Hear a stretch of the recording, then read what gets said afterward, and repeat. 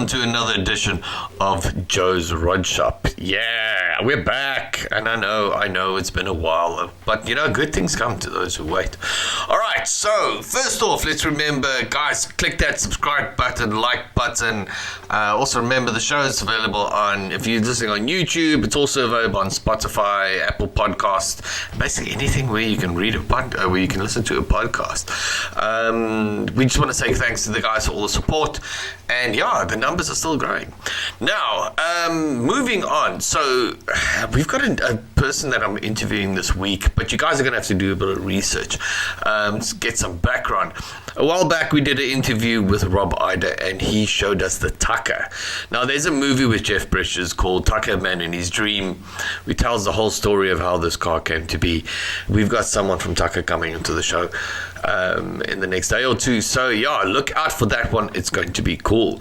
We've also got some nice drag races from the US coming on, and lots of actually interesting things that's going to be happening. Right, but on to today's show. Now, today we're talking to Enver Groenewald. Now, I met Enver about 10, 11 years ago. Enver worked for Avusa, who's a big publishing company. They manage all the newspapers and stuff. He headed up the sales, and he was trying to get SA Hot Rods into a mainstream publication company. But hey, didn't work, but what can we do? Enver is a great guy. He's one of those people that just has a presence. I don't know if you've seen that. You meet a guy and you're like, wow, this guy could actually be like president. You can just see he's always he's made for greatness. And he's showing that. He's now been appointed as the CEO of Ogilvy, South Africa. Now, if you don't know who Ogilvy is, if you're in marketing, obviously you will know they're one of the biggest agencies in the world. It's an absolute honor to speak to him because he is a car guy. That's why we always get along. Car guys always work out great together. So we get to speak to Enver about Ogilvy, his background, and his car collection, which is now gone. Enjoy the show. On the show, we've got Mr. Enver Groenewald. So how have you been, man? I've been good. Thanks, Joe. I've been doing quite a lot of interesting things over the last couple of years since we've seen one another.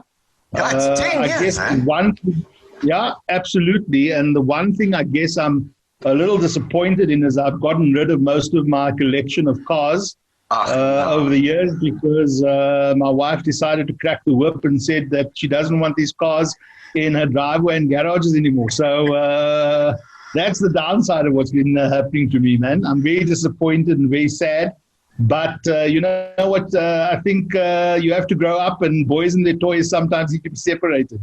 True. But that means that you can scale down, but then you find that right one. Those treasures that you always wanted. Yeah. So I've become far more discerning rather than just buying everything that comes my way. But listen, just I want to go through. So, Enver and I know each other from years. You worked at Avusa back in the day, and you headed up the newspaper back then. I headed up a couple of things.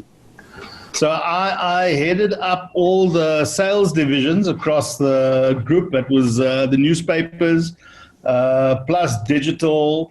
Plus got involved in magazines, sometimes uninvited to get involved, as you would well know, but I didn't always win every battle. But I did a couple of things, and then I ended up running one of our acquisitions that we did, which was involved in kind of integrated communications. That business is still running, and produces things like Scandal on ETV and so on. So, always great to see how long some of these projects and platforms are that I was involved in many years ago. Happy to see that some of them are still running. And now you are, is it the CEO of Ogilvy? Yeah, so Group CEO of Ogilvy South Africa as of 2 months ago. Started on the 1st of October after 6 years with Unilever working across Africa. So, and I last worked at Ogilvy 15 years ago before I joined Avusa, so nice to be back home. Yeah, I mean, but that's quite an honor. I mean, that's they're one of the biggest agencies in the world, if I'm not mistaken. Yeah, look, they probably in the top worldwide. They're in the top probably 4 or 5 worldwide. Ogilvy worldwide, part of the WPP network, which is one of the top 2 in the world. So yeah, it's really exciting. The South Africa business is quite an interesting collection of probably about 11, 12 different businesses. So, yeah, it keeps me busy. The last 2 months have been hair-raising, to say the least.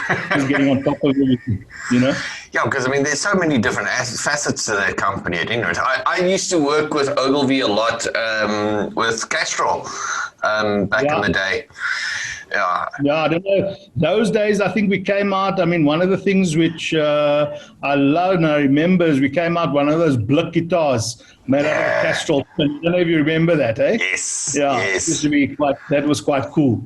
I used to have lunch with Ogilvy guys a lot for Castrol when they would sit down and go, Joe, we're going to be doing stuff for Castrol and we just want to run it past you from a petrol head's perspective and see what your feedback is. You are recognized as probably the foremost petrol head in the country, so that's right, you know what I'm saying? Exactly. I was always honored, and I got a free lunch. It was brilliant. But now you said, so you got rid of your cars. I mean, tell us what cars have you had over the years? Well, I started off with a Chev SS that I probably bought that in 2007 or 8. I happened to be driving along some back road in Boksburg, and I saw the nose of the Chevy SS standing and just peeking out from behind a wall. And, of course, I was quite intrigued.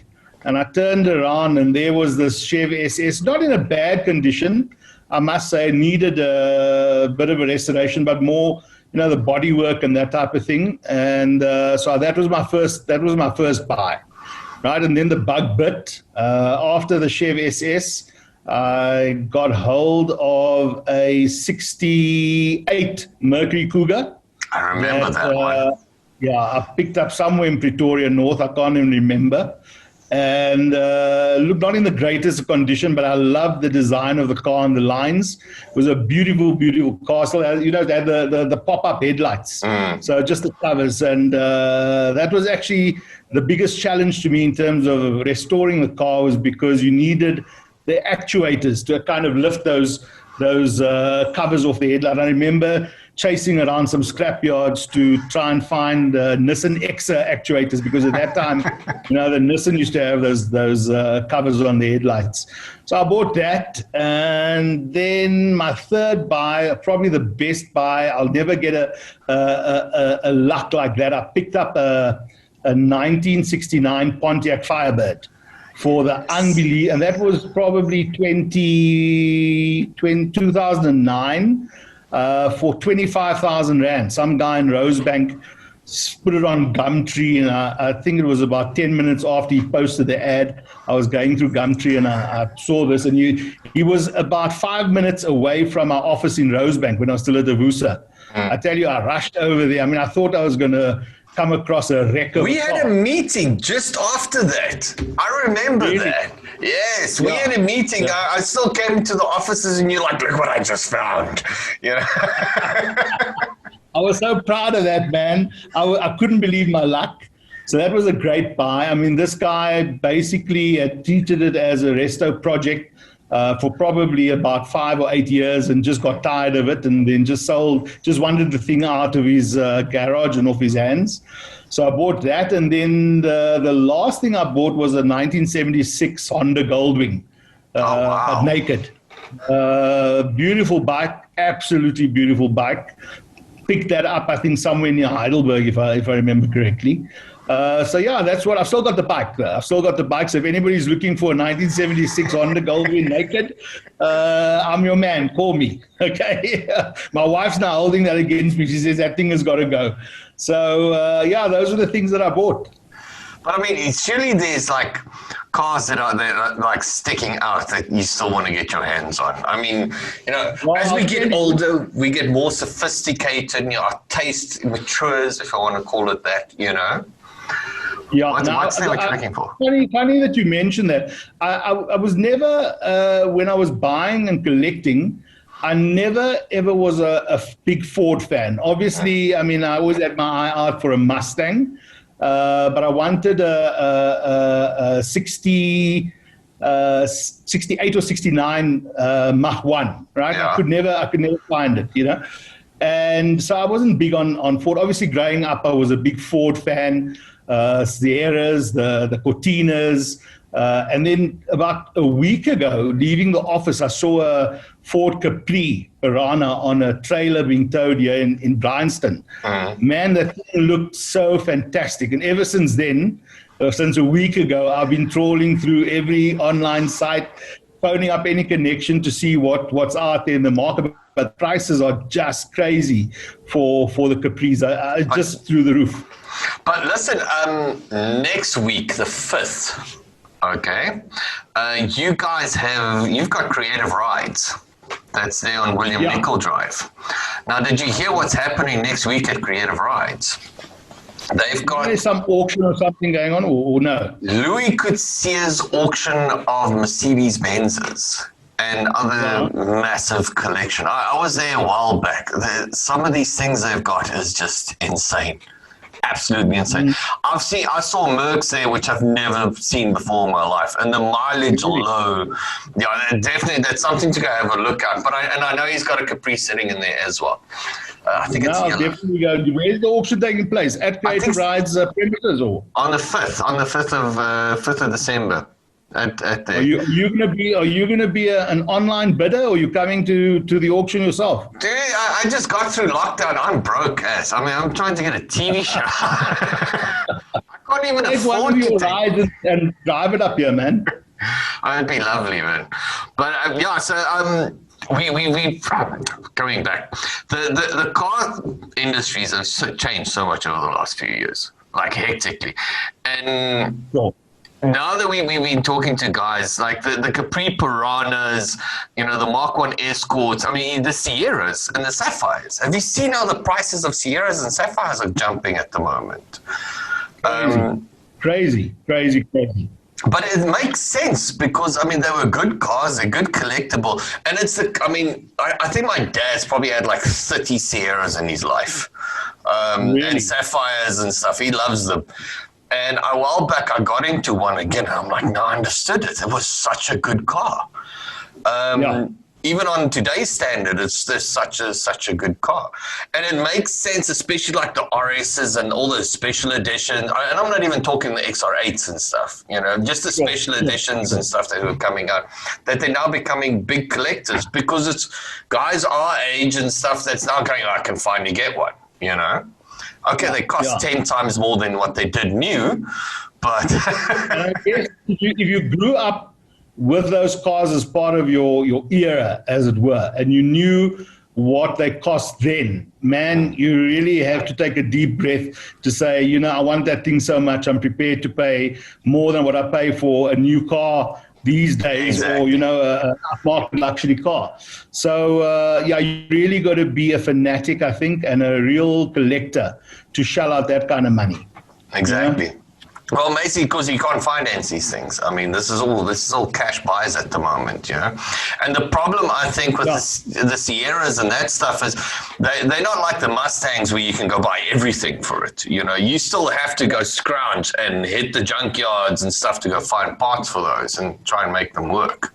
But I think with those cars, I think if you a better chance and it'll cost you less to kind of trawl around the scrapyards. I think there's still a lot of them on the roads and a lot of them in the scrapyard. So, I mean, I know with the cars I bought, just kind of trying to get the stuff imported and the amount of time you have to wait for it to arrive and all of that stuff. And, of course, the exchange rate these days is not doing you any favors. So, sometimes buying a local car is perhaps maybe better in terms of you'll shell out a bit more, at the end of the day to buy the car, but I think getting parts and things they're more readily available, you know. But you would think that we would get to a point where the South African guys would start turning around and going, well, okay, well, there's a big demand now on Sierras. Maybe I need to start remanufacturing something, you know, or get into restoring parts and start selling that off again. Guys forget there's a big market for that, you know.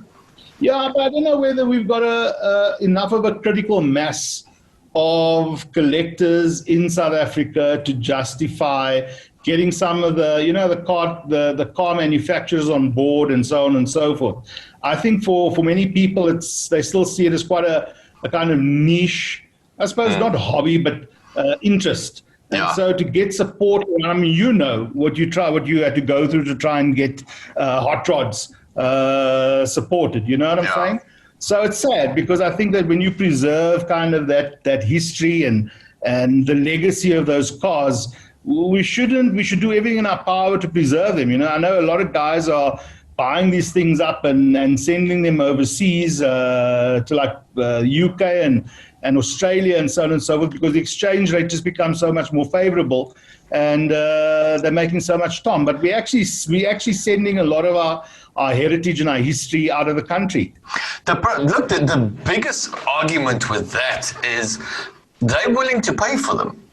You know, the South African thing is, you know, you see a Sierra XR8, or you see even the XR6s and stuff, and you see a price tag come up at 120,000. It's like, that's ridiculous. I'll never pay that. And then an Australian guy comes past and he goes, what? Only 120? Yeah, I'll take it. Peanuts, yeah, absolutely. But sooner or later, we're gonna kind of run out of these cars, because you know, the astute trader in classic cars is seeing such a huge opportunity, because there is such a demand from overseas. But it just means that the local guys it's becoming unaffordable for guys. You understand? Yeah. So it's priced out of the market. I mean, I think there's such a small number of people who can shell out the kind of money that's being asked for some of these cars. I saw a guy. I stopped him at the robot. He was driving a 325 IS, a BM. Shadowline. Man, this thing looked as though it had just come off the factory floor. And I congratulated him, because it really was a magnificent example of that car. And I said, as a matter of interest, if you were to let it go, what would you be asking for it? I mean, the guy didn't blink at all. He said to me, I'm looking for 450,000 Rand. You know? I'm busy with a project with a company called OLE at the moment. It's called Win My Ride. We're giving away a 328 wide body through SMS competitions and stuff. And I mean, the car's valued at 700,000. And everyone's going, are you crazy? And we're like, listen, that wasn't enough to rebuild this thing. You guys have no idea how much. You know, if you sit and you start rebuilding everything, redoing suspensions, redoing interior, rebuilding motors, all this, those numbers add up very quickly. Yeah? And a lot of guys get into the building. They always think of the big numbers. The repaint, rebuild. It's those small things. Those small things are the thing that catches you very quickly. No, you know? Absolutely. I mean, you know, my brother-in-law, big collector. I mean, I don't know how many cars he's got in his collection. But he was saying, I mean, he's a past master. He's been doing this far longer than me. That's in fact where I caught the bug, was from him. And he had a Holden Monaro that I just thought was fantastic, which is why I was lucky to pick up the Chev SS. And he said to me just the other day when I was in Cape Town, he said, you know what? It's always better to buy a fully restored car. Yeah. You're going to save time, you're going to save money, because people just don't understand how much it costs to restore these cars from ground up. You understand? So rather pay a little more, but know that somebody's done all the PT and the sweat and the tears that's gone into it. And I think he's right. I had Bud Bertram on the show a while back. He's the producer, the guy who started overhauling. And we said Chip Foose is responsible for so many abandoned projects because we all thought, strip a car down, rebuild it from scratch, go back up. Guys, when I had my shop, we used to say it takes you 2 days to strip a car and it takes you 2 years to put it back together again. Yeah, absolutely. There's got to be a labor of love. And I mean, I think, if you're not a guy that's doing it yourself, right? If you're a guy that's kind of sending it to experts all over the show, body expert, sending it to motor experts, so on and so forth. The guys who really know the cars are not going to jack you around because that's the other danger, man, it is I promise you, it just chews up so much time and effort and money. You know? Whereas the guy that's doing it himself, I remember going to look at, someone mentioned his name on your podcast, but a guy in, I think it was in Brackenfell, that was doing Ford Mustangs. And I went to go and see him because I really wanted to buy a Mustang. And he was retired, and he said, this is what I do. I've been looking forward to my retirement because the only thing I do is I spend all my time restoring my cars, And you got to think, fine. But me, I'm trying to hold on a job. I'm trying to buy my kids and my family KFC at least twice a week. So I don't have the time, man. And then the risk of being done in by so many guys. I mean, there's so many fly-by-nights. There's so many con artists. There's so many guys that just, don't want to deliver quality or won't deliver on their promises. It's really risky, really risky. You need to have, if you're not doing it yourself, you need to have a team that you can trust implicitly, to kind of do the things that they're supposed to do. Yeah, look, the problem with the project is so many things can go wrong along the way. You know what I mean? I mean, when that's why I closed my shop. It just dealing with it constantly. It took so much time and energy away from you because you're sitting and you've got a shop full of cars. You've got 3 cars waiting for parts. You've got 1 car that you had to repaint 3 times because the paint job's not right. And clients are fighting about timelines, and then either motors rebuilt twice, and because, like I said, there's just so many things keeps rolling on.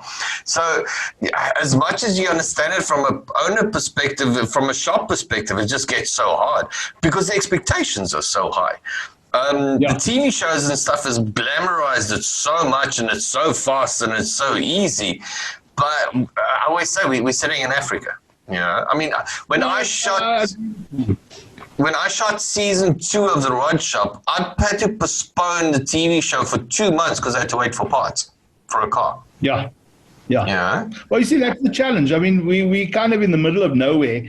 If you look at access to kind of the markets where you've got easy access to these parts and things. So it really is a grind. I've got to tell you, I mean, I have now contacted 2 specialists. They only specialize in the Honda Goldwing, the classics, and they were recommended by the Goldwing Club in South Africa.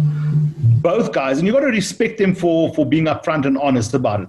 Both guys have said to me, there's just no way we can take your bike until at least next year. We just chockers.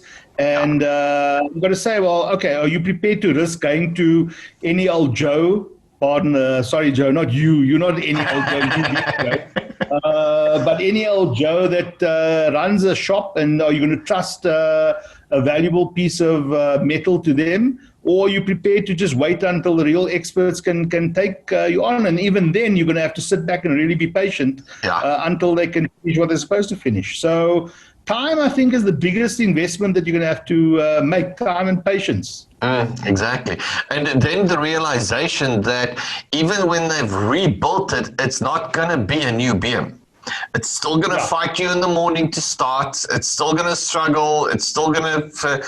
And because, especially when guys started buying old Mustangs and stuff, guys who own Porsches and Ferraris and stuff, and they complain everything's been rebuilt. And you're like, yeah, with technology from 1969. Okay, it might be a new part, but it's still based on technology from that side, you know. And these things still go, and they're still temperamental. But that's the beauty of them. So you haven't been bitten by like the Porsche bugs and all this type of stuff yet. No, I mean, look, I was bitten by the Land Cruiser bug, I must tell you. I got it into my head that I was going to do overlanding in Africa. And it took me 9 months to find the best Land Cruiser, the 100 series, that I could find, fully kitted out. And then I got into Land Cruisers. Loved the car, best vehicle I've ever owned, just in terms of comfort, power, everything.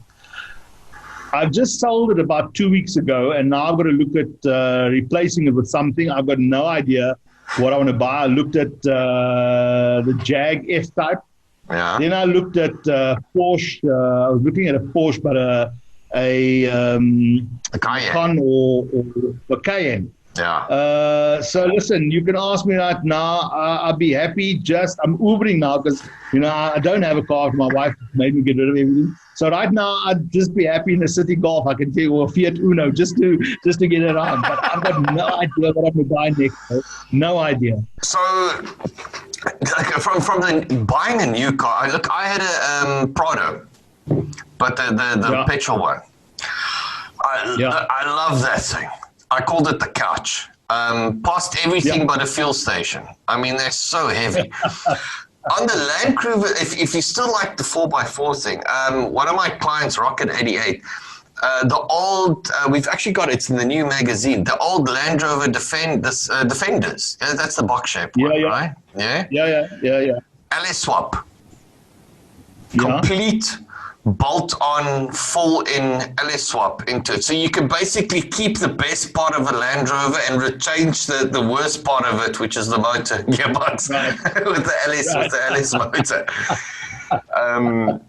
But I think that we're finding that's actually happening a lot more these days. There's a lot of guys that's going back to these older, more rugged, less massive technology cars, and then just throwing LSs and stuff into them so you can get better fuel consumption and more power and that type of stuff.